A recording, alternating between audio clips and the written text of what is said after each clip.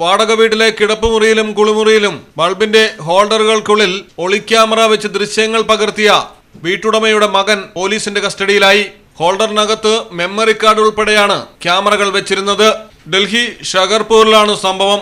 Civil service entrance പരീക്ഷയുടെ തയ്യാറെടുപ്പിന്റെ ഭാഗമായാണ് യുവതി വാടക വീടെടുത്ത് ഡൽഹിയിൽ താമസിച്ചത്. അടുത്തിടെ ഉത്തർപ്രദേശിലെ വീട്ടിൽ പോയപ്പോൾ വാടക വീടിന്റെ താക്കോൽ വീട്ടുടമയുടെ മകൻ 30 വയസ്സുള്ള കരണിനെ ഏൽപ്പിച്ചിരുന്നു. തിരികെ എത്തിയപ്പോഴാണ് സംശയം തോന്നി ഹോൾഡറുകൾ പരിശോധിച്ചപ്പോഴാണ് ഒളിക്യാമറകളും മെമ്മറി കാർഡും കണ്ടെത്തിയത്.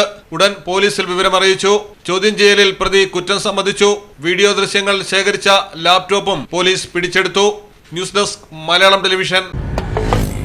നാട്ടിലെവിടെയാ? വയനാട്ടില്. നാട്ടിലെവിടെയാ? ഞാൻ കോഴിക്കോട്. നാട്ടിലെവിടെയാ? ഞാൻ ആലപ്പുഴ. നാട്ടിലെവിടെയാ? ഞാൻ കണ്ണൂരാ.